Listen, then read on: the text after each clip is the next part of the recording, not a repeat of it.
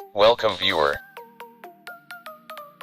This video tutorial describes Fix Japanese IME in Dvorak Not Working. Click Start, Settings, click Time and Language. Click Language and Region. Click Language options under Japanese.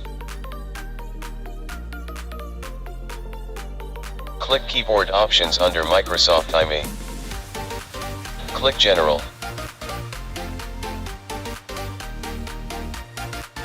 Turn on Use previous version of Microsoft IME. Click Restore, click OK.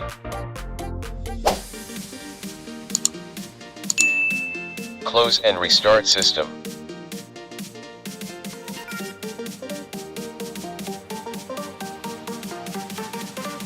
I hope this video tutorial helps to you.